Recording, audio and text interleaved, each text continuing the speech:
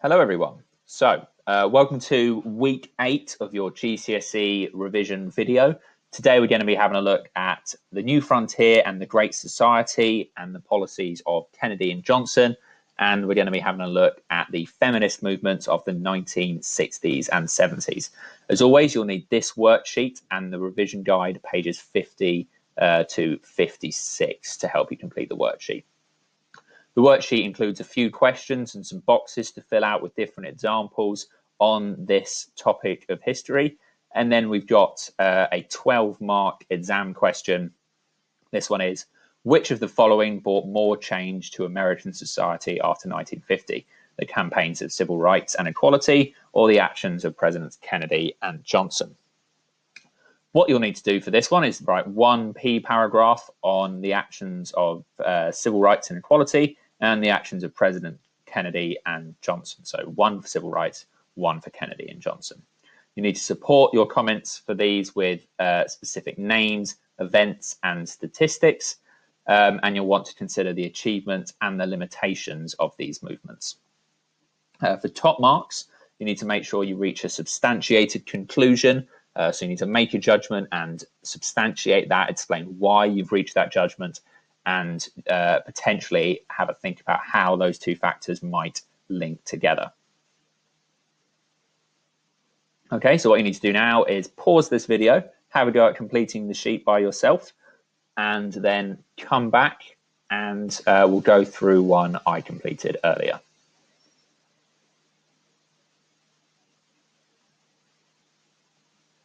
Okay, well, now we're going to be having a look at the completed one that I did earlier. So, first thing you're asked to do is to describe what is meant by the New Frontier. So, you need to, this is what I wrote. America was created by brave pioneers who were willing to give up their comfort to create a new world that was strong and free, the settling of the American West.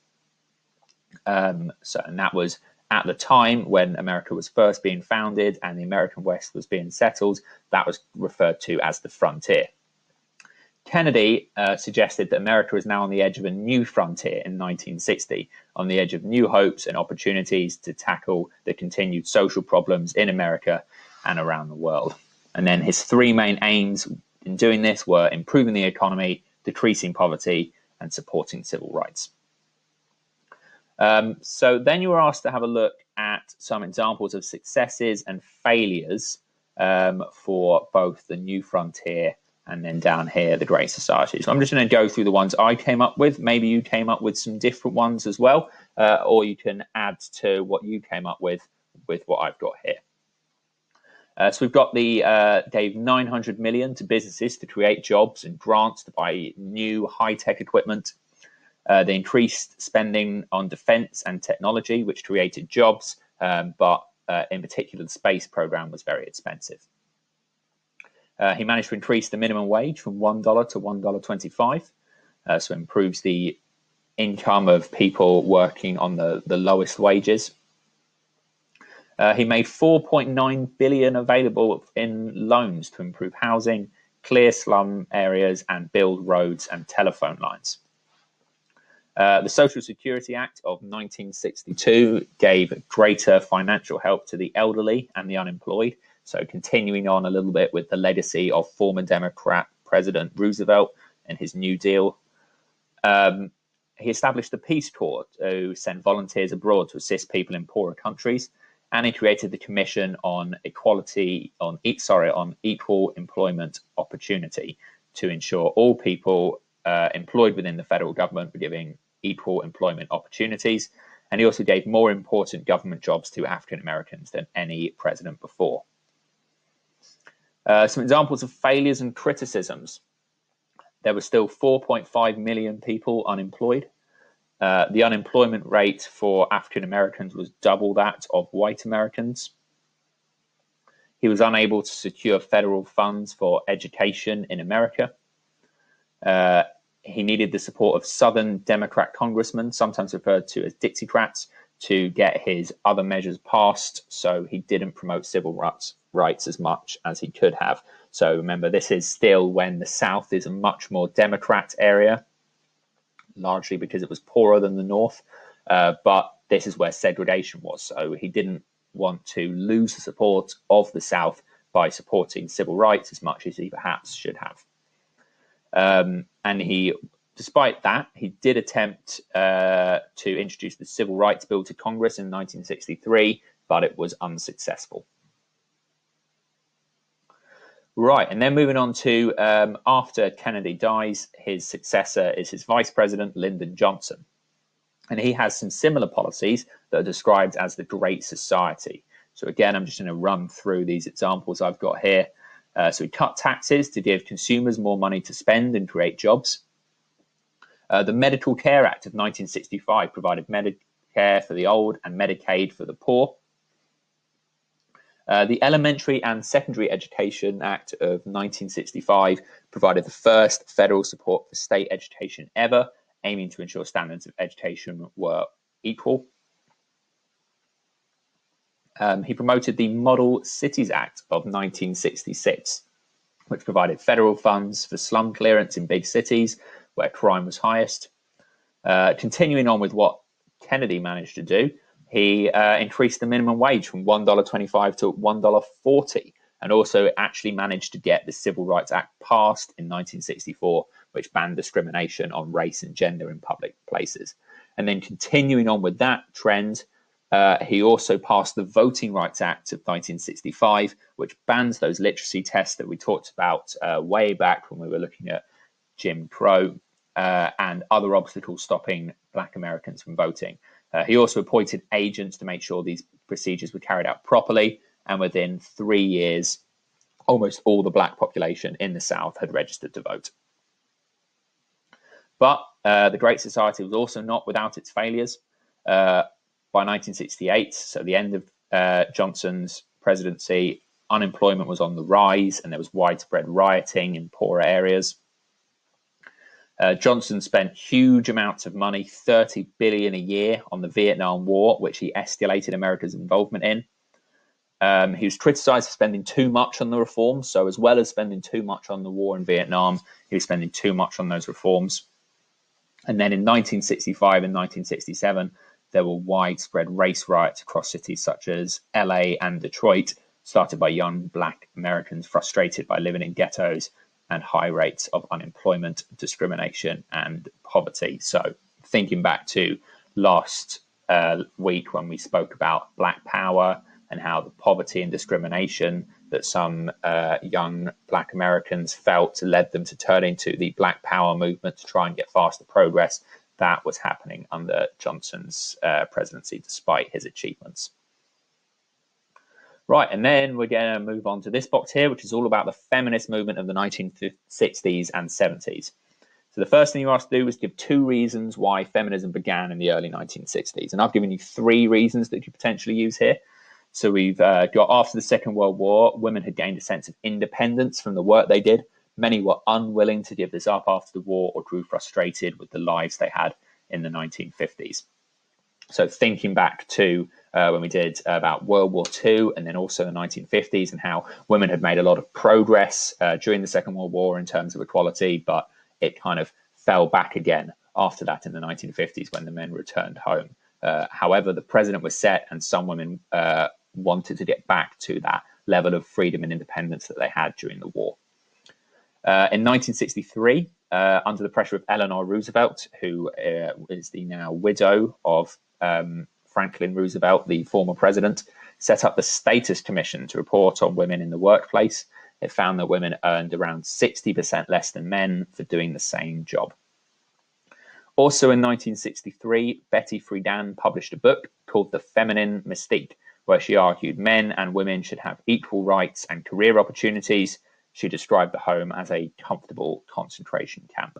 So this was a very powerful book that changed the views and inspired lots of women to get into this feminist movement. So who are NOW? And name 2 of their policies. So NOW is the National Organization for Women, which was founded in 1966 by, amongst others, Betty Friedan. And some of their policies were to pass the Equal Rights Amendment Act, which we'll talk a little bit about in a bit, The equal employment opportunity be guaranteed to all women. That childcare facilities be established by law. And that the right for women to make their own decisions with regards to reproduction. So essentially, they wanted to make abortion legal across the United States, which it was still not at this time. So who are the women's liberation movement? And give some examples. So these were the younger, more extreme feminists, known as the women's libbers. You might want to compare them in your mind to the Black Power movement, in that these were the younger, more radical wing of feminism, just as the Black Power groups were the younger, more radical wing of the civil rights groups. Their demonstrations included things such as bra burning, because they argued that they represented symbols of male oppression. And they also compared the women to cattle at the Miss America competition in 1968, this being a beauty pageant that the Libbers didn't agree with. So the Equal Rights Amendment Act in 1972, so that's something I talked about. So this was when Congress passed the Equal Rights Amendment of the Constitution. So this said that the equality of the rights under the law shall not be denied by the United States or by any state on the account of sex. So essentially what that's saying is, under law in the Constitution, which is the highest law of the land in America, that women cannot be discriminated against on the basis of sex, or that men can be discriminated against on the basis of sex. However, like with all constitutional changes, it then needs to be ratified by enough states, so approved essentially, to get passed. And due to the campaigning of the Stop ERA campaign and the spearheaded by Phyllis Schlafly, they were unsuccessful in doing so. And then what was the significance of the Roe v. Wade case in 1973? So this was a Supreme Court case that ruled that women had the right to a safe and legal abortion, overriding many of the anti-abortion laws in the United States. So obviously this is very significant, as it made abortion legal across the United States. All right, so hopefully that was, you got some good information down there, and then you would go back and add some more detail to your sheets. But we're now going to move on to the exam question. I'll just remind you what it was. So that was, which of the following brought more change to American society after 1950? Campaigns for civil rights and equality. So you could potentially include stuff from last week that we did about civil rights with Martin Luther King and Black Power groups. And also, because it just says equality, you should also talk about feminism here as well. Or the actions of President Kennedy and Johnson.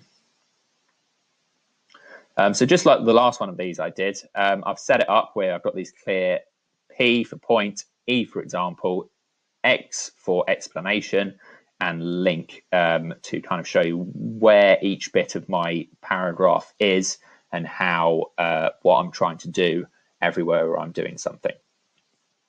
So if we go through just this first paragraph, so I've got my point. The campaigns for civil rights and equality brought a lot of change to American society after 1950. So you can see clearly I've stated which one of the bullet points I'm talking about, and I've used the language from the question to make it nice and easy for the examiner to know what it is you're talking about. And then I've got an example with lots of detail here. I've got, for example, the Montgomery bus boycott in 1955 that began after Rosa Parks refused to give up her seat for a white passenger, that eventually led to desegregation of transport after a Supreme Court decision a year later, or the March on Washington in 1963, when Martin Luther King gave his famous I Have a Dream speech to 250,000 people that in part led to the passing of the Civil Rights Act in 1964. And then I've got an explanation of how that changed lives. So I've got, as a result, segregation laws began to break down in several areas across the United States, leading to a massive change in the lives for Black and white Americans. And then I've kind of got a limitation in here. So I've put, nevertheless, the civil rights movement could only do so much as they still faced poverty, low wages, and poor education, as well as discrimination on a daily basis in many areas across the country, including from police officers.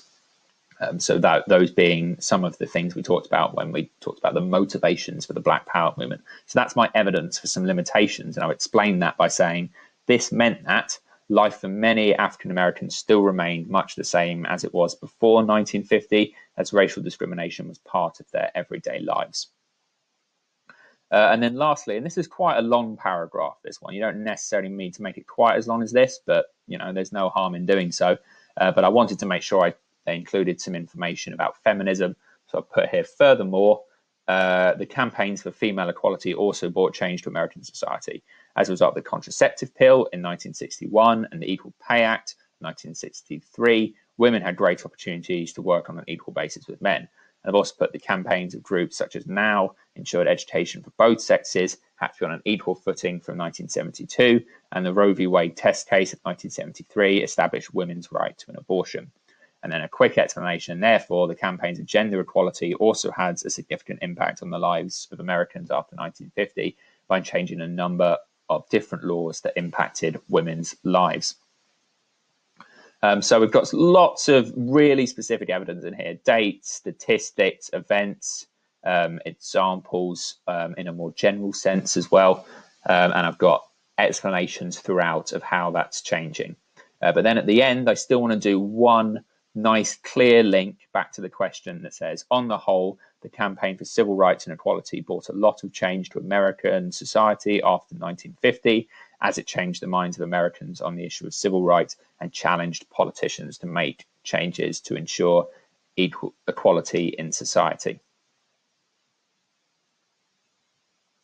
So then I've basically done the same thing. You can see this one's a little bit shorter, but I've done the same thing for Kennedy and Johnson. So if you just want to have a pause of the video now and have a read of this, you're welcome to do so, but it's essentially the same structure. So I am going to move on now to my conclusion. So in your conclusion, you want to make sure you have a clear judgment, an explanation of why you've made that judgment, and if you can, think about how the two factors might link together. So what I've written, my first sentence here is a nice clear judgment. Overall, the actions of Kennedy and Johnson had more of an impact on post-war American society. So again, I've kind of used the language of the question. I've slightly rephrased it by saying post-war, but I've referred to which of the bullet points I'm judging and use the language of the question to say what it is I'm saying. And then I've substantiated this by saying this is because their policies had an impact on all areas of American life, such as helping the poor through the Social Security Act and the Medical Care Act, in addition to helping with the progress of civil rights, where the campaigns for civil rights and equality primarily focused on changing American society through the progress of equality. So what I've done there is I've substantiated why I think this is most important, because I think their policies had an impact on all areas of American life, whereas the progress of civil rights primarily focused on the progress of equality. So that's what I'm substantiating my conclusion, saying why it is I've decided what it is I've decided. And then I've also done as an additional link between the 2 points, just to really make sure I get in those top marks. I've said it should be considered, however, that the campaigns for civil rights and equality were very important in pressuring Kennedy and Johnson to pass the Civil Rights and Voting Rights Act. So it is reasonable to suggest that whilst Kennedy and Johnson did more to change American life on the whole, both were highly important in creating the amount of change that did occur. So I've made my judgment, I've substantiated it, and I've considered the link between the 2 points. You don't have to come up with the same judgment I have here. You might have a different opinion. You might think the evidence that you've already presented leads you more naturally to a different opinion. That's completely fine. The most important thing is that you substantiate what it is you've decided. You have to justify it to get those marks. Okay, so hopefully that was helpful for you. And you've been able to add lots of detail to your sheets, and you've got a better understanding of those 12 mark questions. Thank you very much for watching, and I will see you in the next one.